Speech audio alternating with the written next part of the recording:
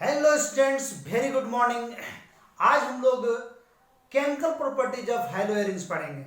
पिछले लेक्चर में हमने आप लोगों को बताया था chemical properties of haloalkane, जो लेक्चर नंबर 7 में खत्म हो गया था।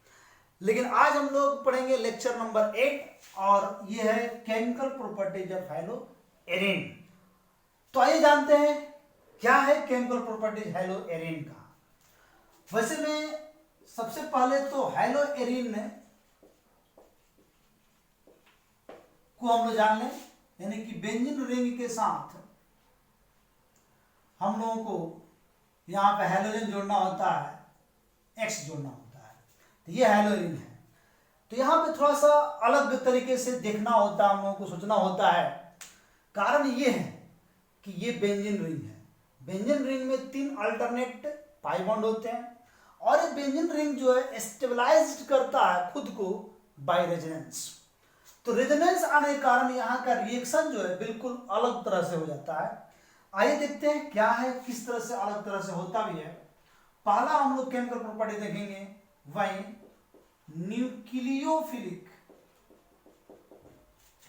Nucleophilic substitution reaction.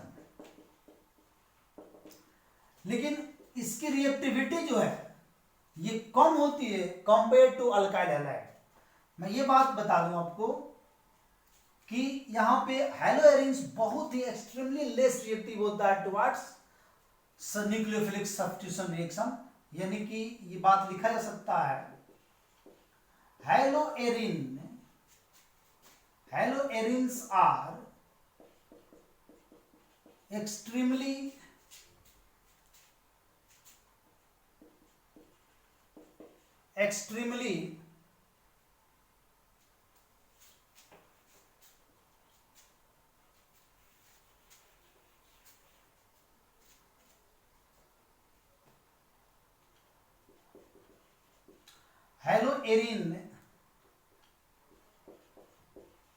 Hello arenes are extremely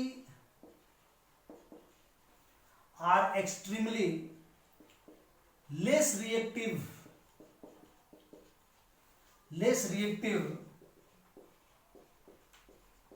towards nucleophilic substitution reaction। nucleophilic substitution reaction। तो न्यूक्लियोफिलिक सब्स्टिट्यूशन रिएक्शन के टुवर्ड्स जो है के प्रति हैलो एरिन्स का जो रिएक्टिविटी है बहुत ही कम होती है। कारण क्या है, इसका रीजन क्या है, ये हम लोग जानेंगे यहां पे कि क्या रीजन है कि हैलो एरिन बहुत ही लेस रिएक्टिव होता है।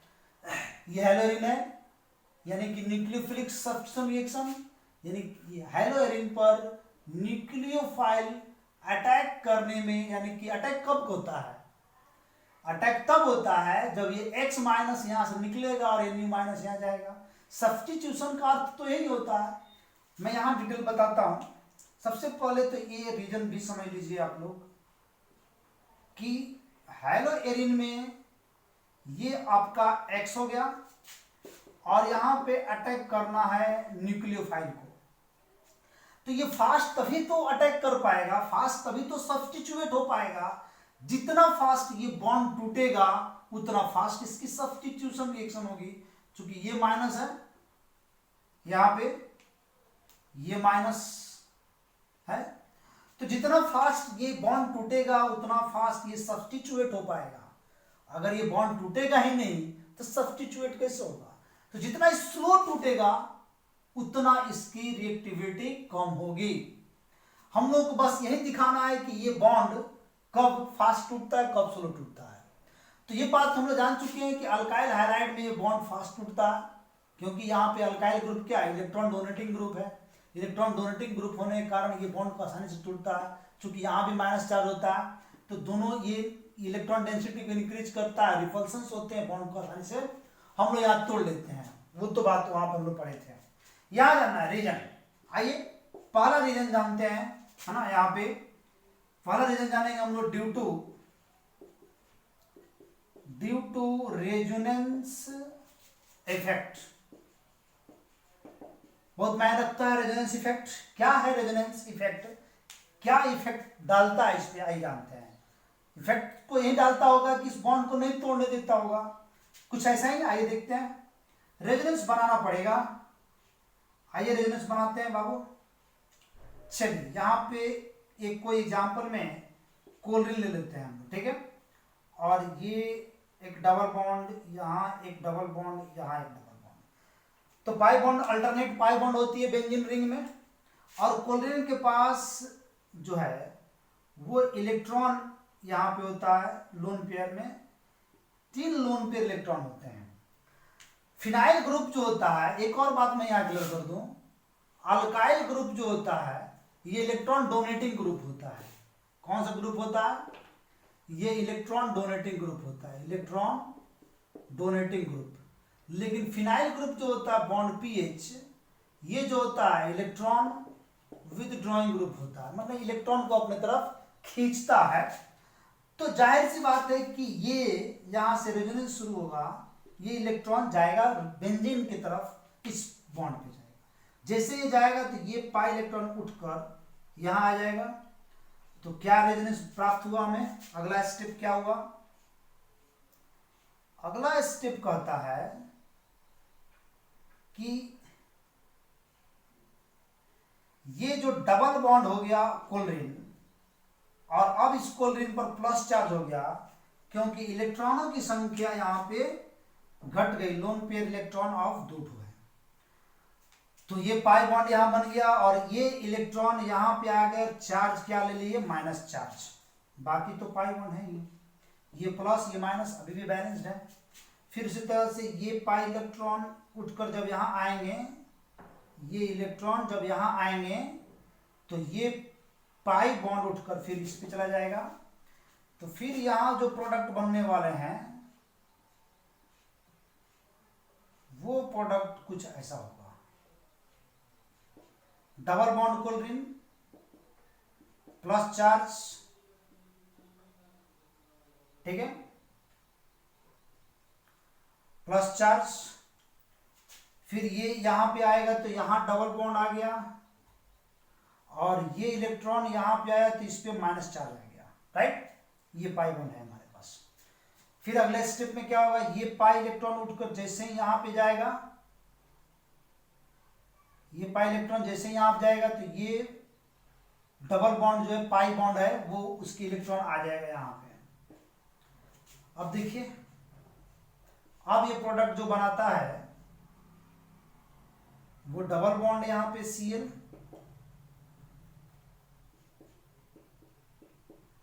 माइनस चार्ज प्लस चार्ज, और ये तो पाई बॉन्ड फिक्स्ड हो गया है यहाँ पे, ये चला गया यहाँ पे, और यहाँ पे इलेक्ट्रॉन आ गया माइनस। अगले बार में फिर ये जब यहाँ जाएगा तो ये उठकर यहाँ चला जाएगा।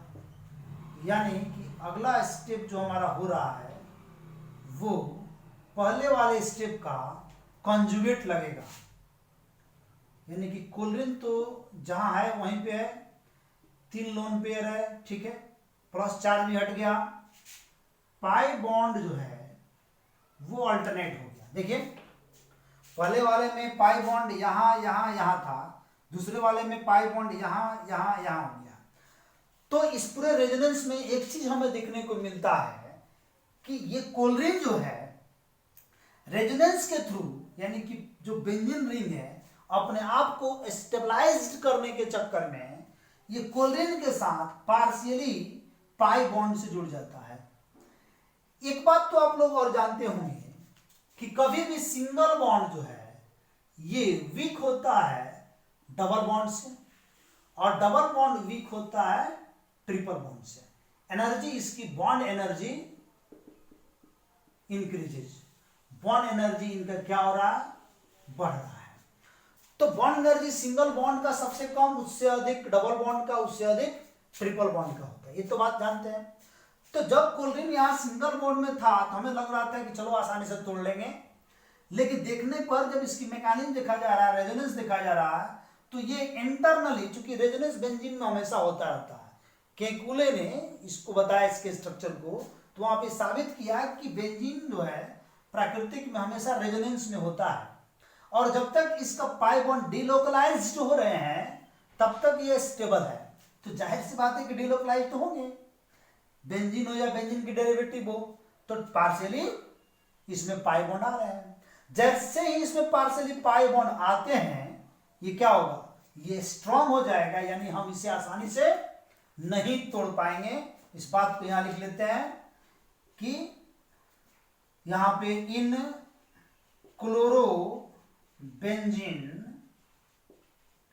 Chlorobenzene partial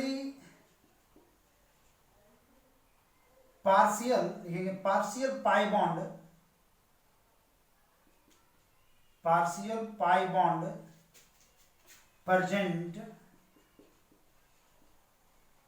present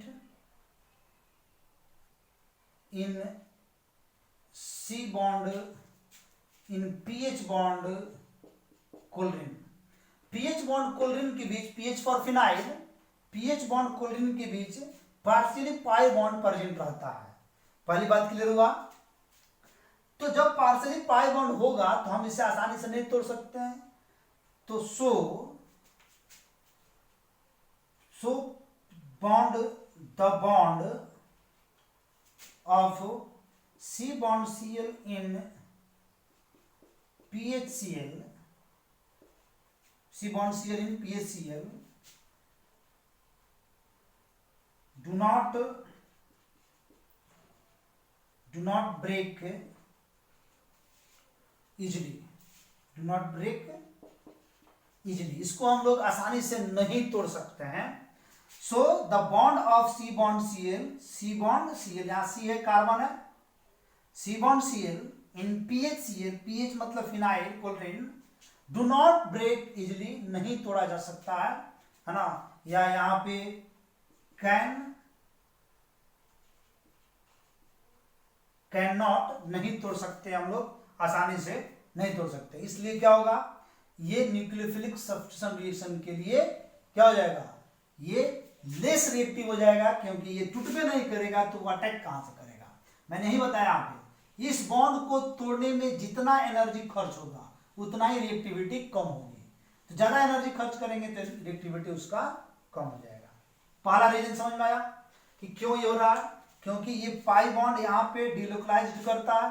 pi bond delocalise करने का अर्थ हुआ कि पार्शियली पाई बॉन्ड है वहां पे, पार्शियली पाई बॉन्ड की उपस्थिति के कारण हम इसमें डबल बॉन्ड जो आ जाता है, इसलिए हम इसको तोड़ नहीं सकते हैं। एक और बात है आप यहां ले सकते हैं, so the double bonded of C bond Cl भी लिख सकते हैं, आर नॉट ब्रेक इजिली, नहीं तोड़ा जा सकता है, उसको आसानी से लिख सकते हैं।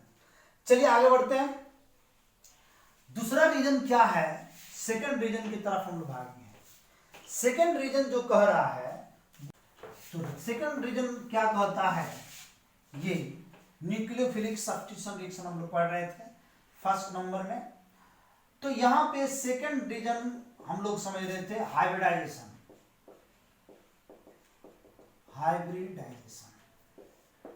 सेकंड रीजन क्या कहता है, हाइब्रिडाइजेशन।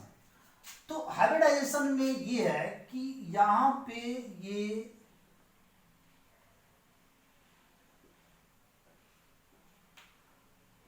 बेंजीन रिंग पे क्लोरीन जोड़ दिया गया, और फिर एक अल्काइल हाइलाइट लेते हैं, यहां पे क्लोरीन जोड़ देते हैं, ठीक है। दोनों में देखेंगे कि यहां का जो कार्बन है ये sp2 हाइब्रिडाइज्ड है, और यहां का जो कार्बन है ये sp3 हाइब्रिडाइज्ड है। अब sp2 के पास s कैरेक्टर जो है, इस कैरेक्टर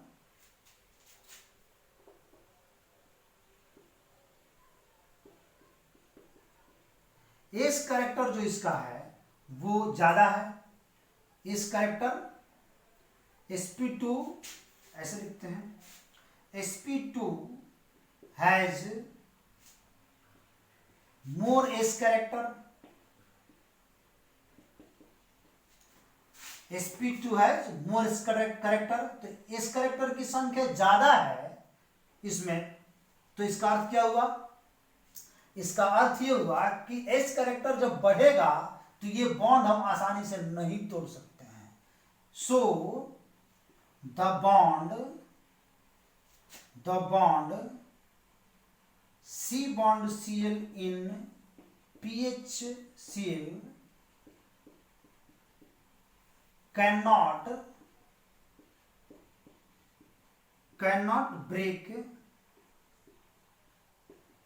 easily, उसको आसानी से नहीं तोड़ा जा सकता है, क्योंकि जब ये sp2 है तो sp2 ज्यादा स्ट्रॉन्ग होता है कंपेयर टू sp3, ठीक है।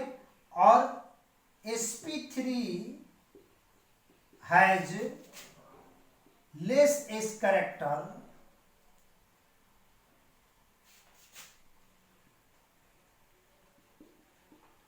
character, so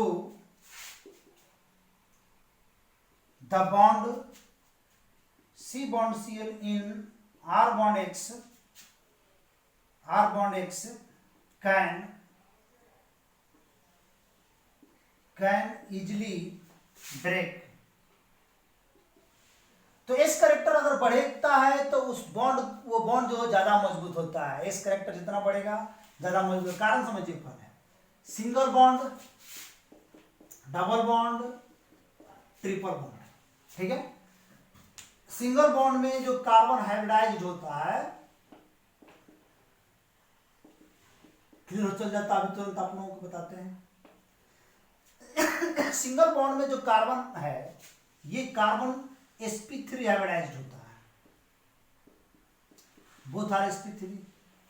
यहां जो है ये sp2 हाइब्रिडाइज्ड होता है और ये sp हाइब्रिडाइज्ड होता है। तो जैसे जैसे s करेक्टर हमारा बढ़ रहा है, s करेक्टर यहां पे s 25% है, p 75% है, ठीक है। यहां पे sp2 में s 33% है, p हमारा 66.6 33.33%, s यहां पे 50%, p यहां पे 50% है। मैंने ये बताया, क्लियर है ना? ये मैंने बताया sp3 के लिए, ये मैंने बताया sp2 के लिए, ये मैंने बताया sp के लिए। तो पर s करेक्टर जो है जैसे जैसे बढ़ रहा है वैसे वैसे पाई बॉन्ड इंक्रीज कर रहा है। तो पाई बॉन्ड जैसे इंक्रीज करेगा वैसे वैसे उनके क्या होता है, बॉन्ड बढ़ता है। यही कारण है कि यहां पे जो C बॉन्ड Cl है और फिर यहां पे जो यहां पे जो इसका बॉन्ड एनर्जी है, बॉन्ड एनर्जी, कौन सा बॉन्ड एनर्जी की बात कर रहे हैं हम? बात कर रहे हैं C बॉन्ड Cl का बॉन्ड एनर्जी, इस बॉन्ड एनर्जी की बात कर रहे हैं। यहां पे इसकी बॉन्ड एनर्जी जो होती है 177 पिकोमीटर होती है, जबकि इसकी बॉन्ड एनर्जी जो होती है 169 पिकोमीटर, नहीं बॉन्ड लेंथ, इसका जो बॉन्ड लेंथ होता है, इसका जो बॉन्ड लेंथ होता है। तो बॉन्ड लेंथ जो है यहां पे बदल रहा है, उसका बॉन्ड लेंथ हो गया 177 पिकोमीटर, इसका बॉन्ड लेंथ हो गया 169 पिकोमीटर, ठीक है। तो जो बॉन्ड लेंथ इसका घट गया, इसका बॉन्ड लेंथ ज्यादा है, तो ये ज्यादा है तो आसानी से टूटेगा ना, आसानी से टूटेगा यानी कि मोर रिएक्टिव। ये बॉन्ड लेंथ कम हो गया तो नहीं टूटेगा, तो लेस रिएक्टिव, सिंपल सी बात है। तो इसको भी लेकर हम लोग चलते हैं यहाँ पे कि इसका बॉन्ड लेंथ जो है ये ज्यादा है, आसानी से टूटेगा, कम है तो लेस रिएक्टिव होगा। टूटेगा ही नहीं तो रिएक्टिविटी कहां से होगी? टूटेगा तभी तो वो जुड़ेगा, न्यूक्लियोफाइल अटैक कर पाएगा।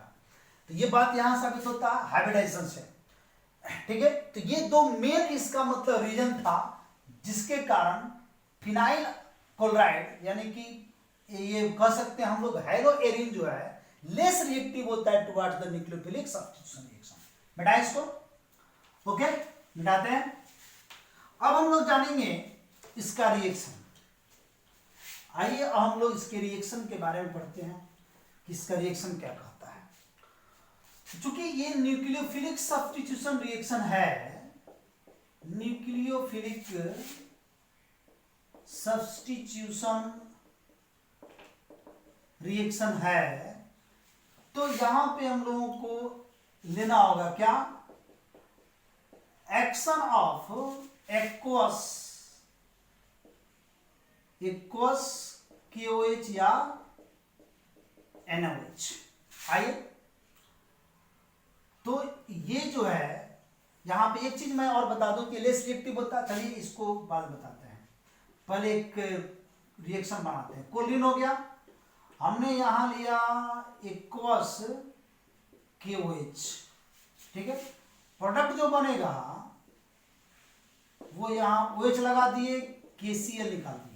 लेकिन ये प्रोडक्ट इतना आसानी से नहीं बनता है, काफी high temperature 623 kelvin and 300 ATM pressure लगाया जाता है, तब जाकर यह मतलब प्रोडक्ट बनता है। ठीक, कितना, 623 केल्विन टेम्परेचर, इतना हाई टेम्परेचर, 300 ATM प्रेशर लगाते हैं तो ये प्रोडक्ट बनता है। यानी कि ये काफी ज्यादा लेस रिएक्टिव होता है ना, less due to less reactive more temperature required, है ना, मोर प्रेशर रिक्वायर्ड, तो more temperature and more pressure लगा। ठीक है, reactivity of phenyl chloride, reactivity of phenyl chloride increases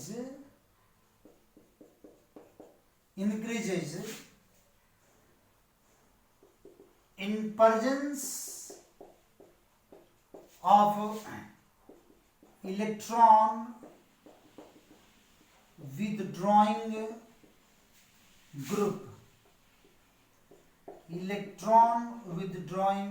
group, like NO2 minus या बॉन्ड NO2। तो bond NO2 के presence में इसकी रिएक्टिविटी इंक्रीज कर सकती है। आइए दिखाते हैं कैसे इंक्रीज करती है। ये हो गया क्लोरोबेंजीन। अगर हम यहां पे पारा पोजीशन पे एक NO2 लगा दें तो ये एक्वस KOH के प्रेजेंस में ये यहां पे टेम्परेचर हम लोग यहां पे ले लेंगे 400, एक्वस NaOH के प्रेजेंस में, या KOH भी रख सकते हैं, 443 केल्विन लगाना पड़ेगा। मतलब कि टेम्परेचर 623 से घटकर 443 हो गया due to presence of electron withdrawing group. अब ये यहां पे आएगा, यहां पे OH आ गया और ये NO2 रह गया। ठीक है, इसका नाम हो जाएगा पारा नाइट्रोफिनॉल, पारा नाइट्रोफिनॉल। इसी प्रकार अगर हम यहां पे NO2 और बढ़ा दें तो रिएक्टिविटी इसका और बढ़ जाएगा, यानी कि क्लोरीन। और यहां पे हम लोग इस बार पारा के बजाय अगर हम लोग पारा और ऑर्थो दोनों पे ले लें, पारा और ऑर्थो दोनों पे ले लें, तो ये एक्वस NaOH के साथ बहुत ही कम टेम्परेचर, यानी कि टेम्परेचर और ही घट जाएगा। लगभग यहाँ पे आपको चाहिए 368 केल्विन, और ये बनाएगा आपका OH, NO2 और NO2। ठीक है, तो रिएक्शन देख रहे हैं, टेम्परेचर घट रहा है, यानी कि रिएक्शन फास्ट हो रहा है। अगर हम यहां पे ले लें इसको, चलिए यहां बनाते हैं, अगर हम ये ले लें यहां पे NO2 को और ज्यादा यहां जोड़ दें, मान लो कि NO2 एक यहां जोड़ देते हैं, एक NO2 यहां जोड़ देते हैं और एक NO2 वहां जोड़ देते हैं, तो इस प्रकार हमारा जो है दिख रहा है। तो ये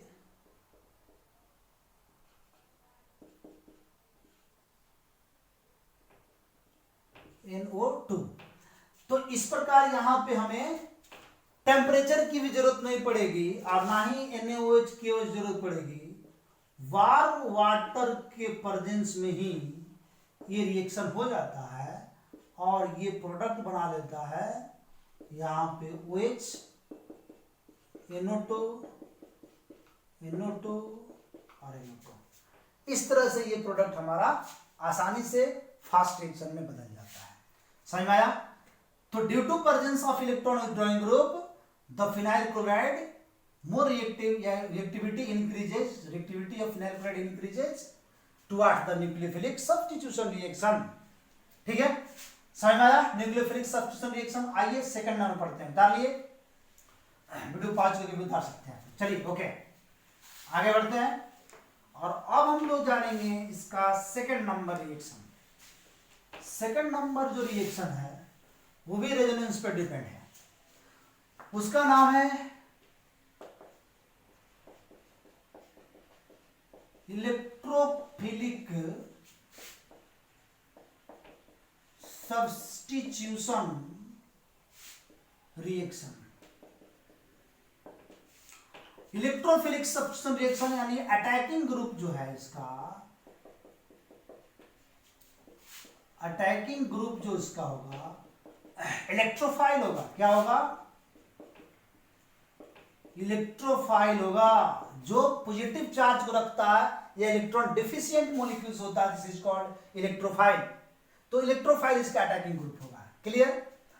लेकिन इलेक्ट्रोफाइल जो है बेंजीन रिंग पर, थोड़ा इसका रेजोनेंस देखते हैं, ज्यादा क्लियर होगा। रेजोनेंस ऑफ बेंजीन,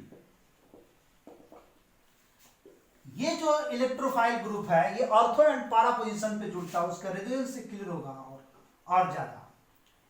वैसे में रेजोनेंस तो तुरंत हम लोग पढ़े थे, लेकिन फिर से देखते हैं।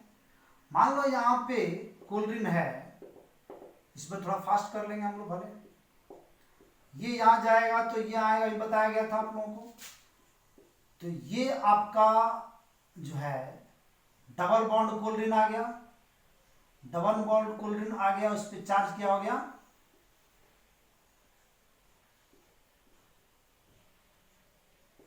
डबल बॉन्ड कोलरिन, और इस पे चार्ज हो गया आपका माइनस, प्लस हो गया, और ये इलेक्ट्रॉन यहाँ माइनस चार्ज हो गया यहाँ पे। चलिए, फिर ये जब इलेक्ट्रॉन यहाँ आता है तो ये उठकर यहाँ आएगा। तो इस प्रकार हम लोग एक चीज देखते हैं कि रेजोनेंस में ऑर्थो पोजीशन पर एक बार निगेटिव चार्ज आया, दूसरी बार पारा पोजीशन पर आया,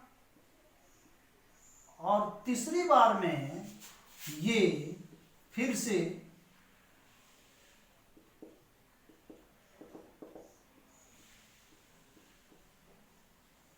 ये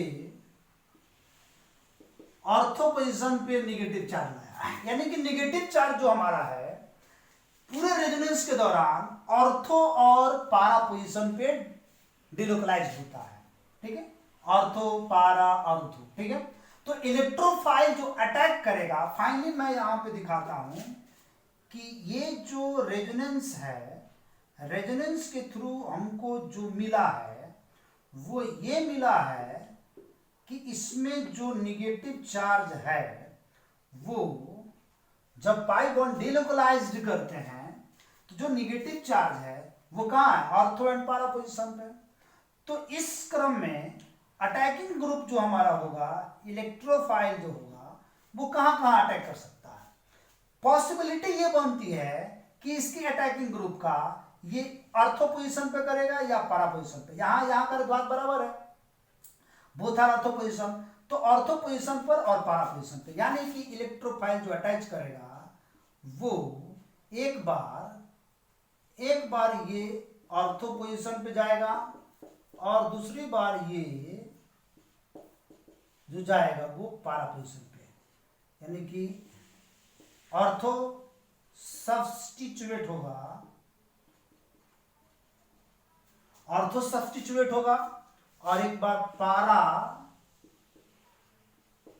सब्स्टिट्यूट होगा।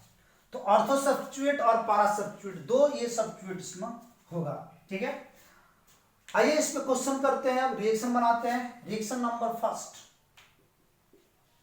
पहला रिएक्शन हम देखेंगे इसमें halogenation. Halogenation reaction number first में क्या देखने जा रहे हैं? हैलोजिनेशन। तो इसमें हम लोग देखेंगे कि बेंजीन रिंग पर कोल्ड्रिन लेते हैं और इसको हम लोग यहाँ पे कोल्ड्रिन ही लेते हैं फिर से, क्योंकि हैलोजिनेशन में तो कोल्ड्रिन ऐड करना होगा। लेकिन कैटालिस्ट यहाँ बदलता है, FeCl3 हो जाता है। ठीक है, एनहाइड्रस FeCl3 होता है, इसको आप एनहाइड्रस लिख सकते हो, एनहाइड्रस FeCl3। तो प्रोडक्ट कहां जुड़ेगा? ऑर्थो पे। और इसमें मैं बता दूं, पारा वाला जो होगा वो मेजर होगा। पारा वाला क्या होगा? मेजर। ऑर्थो वाला क्या होगा? माइनर। यहां जो ऑर्थो एंड पारा पर ये जुड़ेगा तो पारा वाला हमारा मेजर होगा, ऑर्थो वाला माइनर होगा। यहां पे कोल्ड्रिन जो जुड़ेगा वो एक बार ऑर्थो पे जुड़ेगा और दूसरी बार में ये पारा पे जुड़ेगा। तो यहां पे जो पारा वाला है वो मेजर है और ऑर्थो वाला जो है, अब आइए इसको हम लोग आगे जानते हैं सेकंड नंबर में। ठीक है, सेकंड नंबर में हम लोग देखेंगे यहां पे नाइट्रेशन। नाइट्रेशन तो यहां पर लेते हैं हम फिनाइल क्लोराइड और इसको हम लेंगे यहां पे कॉन्क HNO3। ठीक है, कॉन्क HNO3 और फिर कॉन्क H2SO4 दोनों को लेंगे। नाइट्रेशन में H2SO4 सपोर्टिंग में होता है, कॉन्क HNO3। यहां भी दो प्रोडक्ट बनेगा, एक बनेगा इसका NO2 जुड़ेगा ऑर्थो पोजीशन पे और दूसरा आएगा NO2 जुड़ेगा इसके मेजर पार्ट पे। एक बार ये जुड़ गया पारा पर, एक बार जुड़ गया ये ऑर्थो पे। इसका नाम हो जाएगा 2-क्लोरो नाइट्रो मीथेन बेंजीन। यहां लिख देते हैं पूरा। इसका नाम हो जाएगा 4-क्लोरो। ठीक है, 4-क्लोरो नाइट्रो बेंजीन। 4-क्लोरो nitro benzene. उस तरह से वहां पे हो जाएगा 2-क्लोरो नाइट्रो बेंजीन। ठीक है, तो ये बन जाएगा 4-क्लोरो nitro benzene, 2-क्लोरो nitro benzene. Third number हम लोग देखेंगे यहां पे, थर्ड नंबर में, और वो होगा सल्फोनेशन। सल्फोनेशन थर्ड नंबर में हम लोग क्या देखेंगे? सल्फोनेशन। तो सल्फोनेशन जो है ये किसके प्रेजेंस में होता है? कॉन्क H2SO4 के प्रेजेंस में होता है। यानी कि क्लोरीन, यहां पे क्लोरीन हो गया और अब यहां पे हम लेने जा रहे हैं कॉन्क H2SO4। तो कहां जुड़ेगा? एक बार इसमें देखिए होता क्या है कि H2SO4 टूटता है हो HSO3, मतलब HOHSO3 में। तो HO यहां से H निकालेगा तो वाटर निकलेगा और HSO3 यहां पे जुड़ेंगे बाइसल्फाइड। तो एक बार ये यहां बनाता है क्लोरीन और यहां जुड़ता है SO3H। ठीक है, और फिर ये दूसरा बार में ये बनाता है यहां पे क्लोरीन और यहां पे हो जाता है SO3H। तो इसका नाम क्या होता है? बहुत अच्छा नाम है इसका, बहुत बढ़िया नाम है। इसका नाम यहां हो जाता है 2-क्लोरो, 2-क्लोरो, ठीक है, benzene sulphonic acid. 2-क्लोरो benzene sulphonic acid.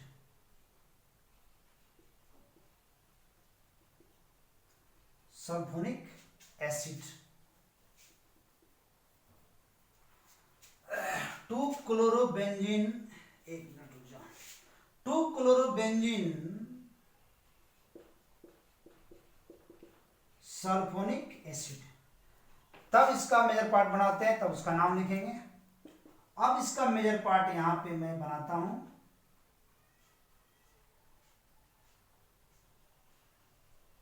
Chlorine, और यहां पे आ गया आपका हंसो 3 H, और इसका नाम क्या हो जाएगा 2 क्लोरोबेंजीन सल्फोनिक एसिड लिखे हैं, यहां पे नाम क्या लिखेंगे 4 क्लोरोबेंजीन सल्फोनिक एसिड।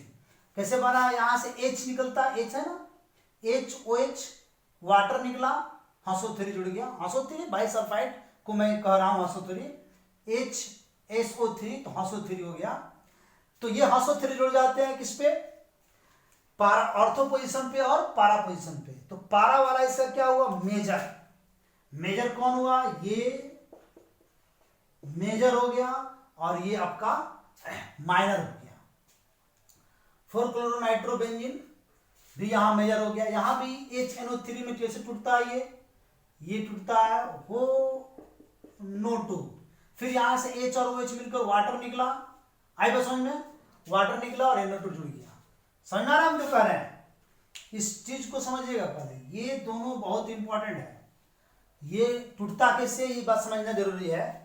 और चूंकि बेंजीन रिंग के प्रत्येक कार्बन पे हाइड्रोजन होता है, तो HOH वाटर निकला, NO2 यहाँ पे अटैच किया, यहां से HOH वाटर निकला, NO2 अटैक किया। तो ये वाटर बनता कैसे, निगेटिव चार्ज पर इलेक्ट्रोफाइल अटैक करता है, H निकलता है और वो जाकर जुड़ जाता है। तो ये था आपका इलेक्ट्रोफिलिक सब्स्टिट्यूशन रिएक्शन के तीसरा नंबर रिएक्शन। एक और रिएक्शन में दिखाऊंगा, चौथा नंबर, इसको मैं यहां दिखाऊंगा, ये बात पूरा क्लियर हो जाए। अब हम यहां नहीं हटेगा, पूरा मिटाना पड़ेगा, चलिए इसको मिटाते हैं। चौथा नंबर जो है नेमिंग रिएक्शन है, बहुत इंपॉर्टेंट है। फोर्थ नंबर इसका जो रिएक्शन है वो नेमिंग रिएक्शन है, और ये है Friedel craft reaction. Friedel craft reaction, Friedel craft scientist का नाम है, उनके द्वारा रिएक्शन बताया गया। ये कैटालिस्ट इनका जो होता है, in presence of anhydrous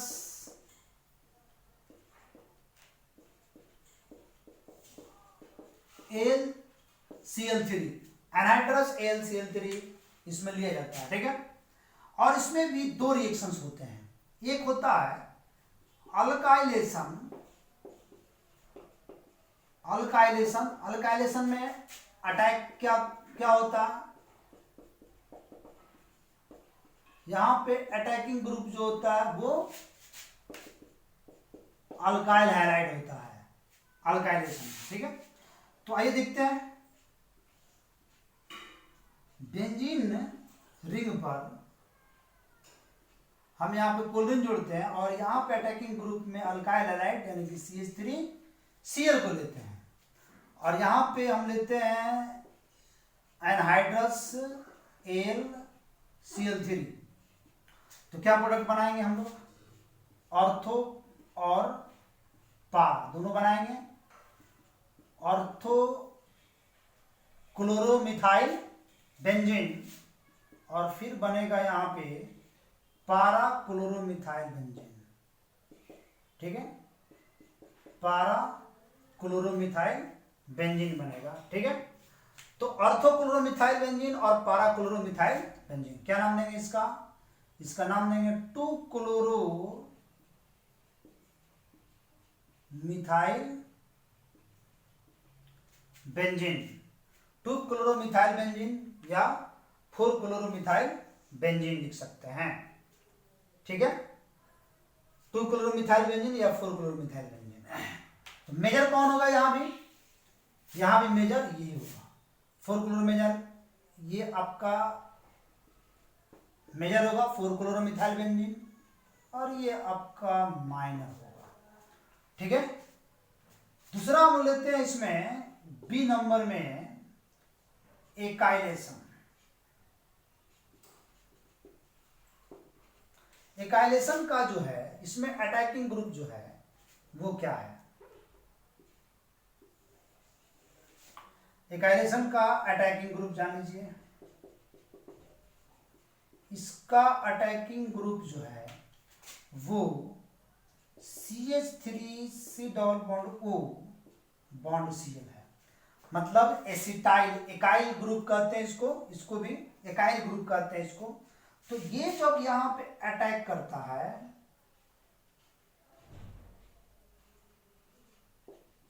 Colin plus CH3 double bond O bond Cl,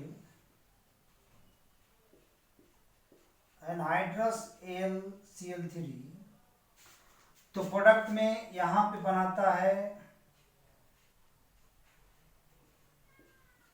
Cl double bond O bond CH3। Attacking group को हम यहां ऊपर लिख लेते हैं R double bond O bond Cl, R alkyl ले लेते हैं, अटैकिंग ग्रुप को ऊपर कर दिए। तो ये आपका आ गया ये प्रोडक्ट जो कि माइनर प्रोडक्ट है, ऑर्थो पोजीशन पे जुड़ा है, और मेजर प्रोडक्ट जो है वो पारा पोजीशन पे जुड़ेगा। कोलिन यहां बना दिया ये C double bond O bond CH3। चलिए नाम क्या होगा इसका, इसका नाम होगा 2 क्लोरो, ठीक है, 2 chloro acetophenone, acetophenone, 2 chloro acetophenone इसका नाम होता है। इसका क्या नाम होगा 4 chloro acetophenone, this is called major product, और ये हो गया आपका माइनर प्रोडक्ट। मेजर लिख दिए, माइनर समझ में आ गया, ये माइनर प्रोडक्ट। तो ये था आपका इलेक्ट्रोफिलिक सब्स्टिट्यूशन रिएक्शन, जो 4 रिएक्शन आपको इसमें है हेलो एरिन में। फर्स्ट था हेलोजिनेशन, सेकंड नाइट्रेशन, थर्ड आपका सल्फोनेशन, फोर्थ आपका हो गया फ्रीडल क्राफ्ट रिएक्शन। याद रखिएगा फ्रीडल क्राफ्ट रिएक्शन बहुत इंपॉर्टेंट है, एग्जाम वगैरह में बहुत ज्यादा आता भी है, ठीक है। अब थर्ड नंबर रिएक्शन हम लोग जानेंगे इसके प्रॉपर्टीज का। थर्ड नंबर रिएक्शन क्या है, तो तीसरा नंबर जो रिएक्शन है वो आइए जानते हैं। थर्ड नंबर रिएक्शन क्या है, थर्ड नंबर में कहता है रिएक्शन विथ मेटल। यहां भी मेटल के साथ रिएक्शन होता है, और वो एक ही रिएक्शन हो सकता है सिर्फ और सिर्फ ऊर्ज रिएक्शन, सिर्फ और सिर्फ यहां पे ऊर्ज रिएक्शन ही होगा। और ऊर्ज रिएक्शन में भी एक नया रिएक्शन आता है ऊर्ज फिटिक रिएक्शन। ऊर्ज के साथ यहां पे कौन सा होता है ऊर्ज फिटिक रिएक्शन। मतलब जब अल्काइल के साथ एराइल भी लेते हैं तो ऊर्ज फिटिक होता है, यानी कि R बॉन्ड X के साथ AR बॉन्ड X जब लेंगे ऊर्ज रिएक्शन में, सोडियम और ड्राई ईथर। आपने ऊर्ज रिएक्शन पढ़ा है अभी, आप लोग इसके पहले लेक्चर में अल्काइल हेलो अल्केन के रिएक्शन विथ मेटल में, वहां भी था reaction with metal hello alkane में, यहां भी ये हेलो एरिन में भी रिएक्शन विथ मेटल, लेकिन वहां पे आपको बताया गया था सोडियम, मैग्नीशियम, जिंक, लिथियम।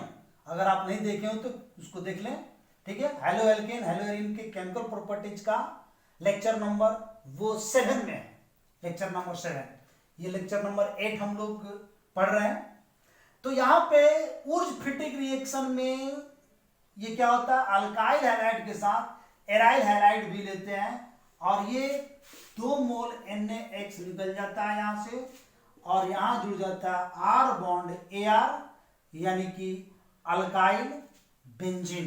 इसको नाम क्या देंगे हम लोग अल्काइल बेंजीन।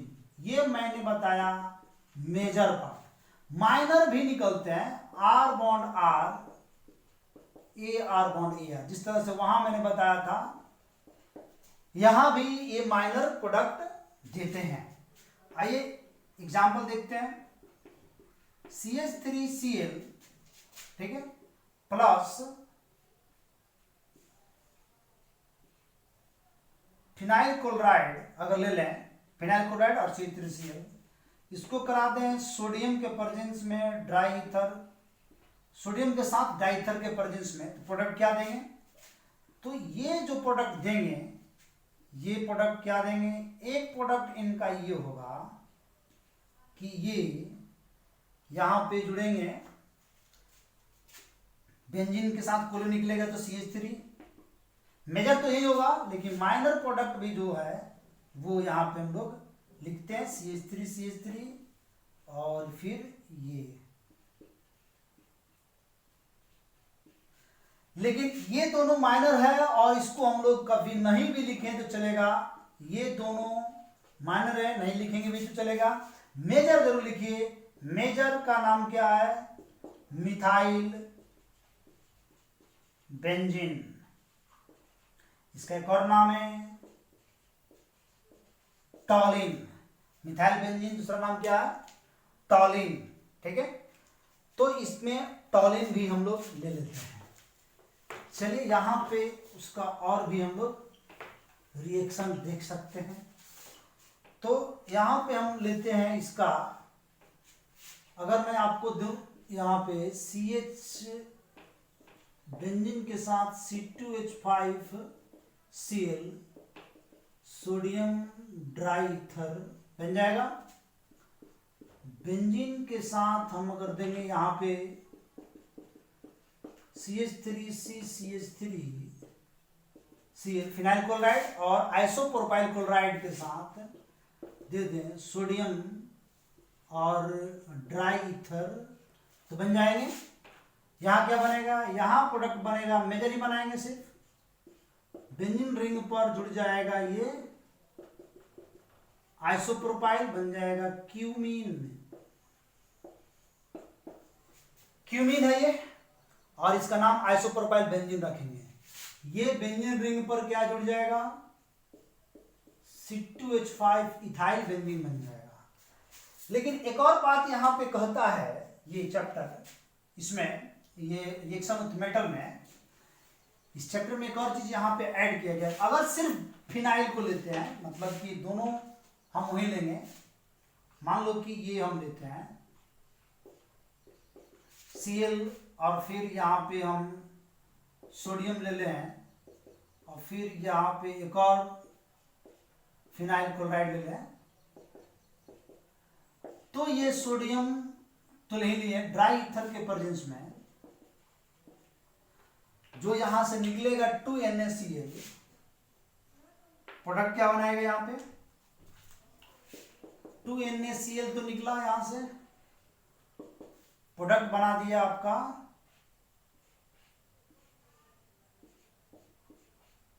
बाईफिनाइल,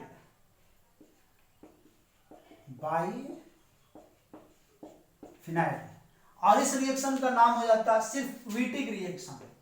क्या नाम देते हैं इसका? विटिक रिएक्शन कहा जाता है। सिर्फ ये विटिक रिएक्शन में आता है। विटिक रिएक्शन में सिर्फ फिनाइल को लेंगे तो हो जाएगा। इस प्रकार आपका एराइल हैलाइड यानी कि हेलो एरिन का केमिकल प्रॉपर्टीज भी खत्म होता है, और इसी प्रकार आपका हेलो एरिन और हेलो अल्केन का चैप्टर भी खत्म होती है। अब आपका काम है कि एनसीईआरटी क्वेश्चन करो आप, ठीक है। कोई भी प्रॉब्लम होगा तो आप मेरे कमेंट्स में डालिए, हम लोग आगे उसको एक लेक्चर हम बना देंगे जिसमें आप लोगों को पूरे ये एनसीईआरटी का एक्सरसाइज क्लियर कर देंगे। Okay, that's all.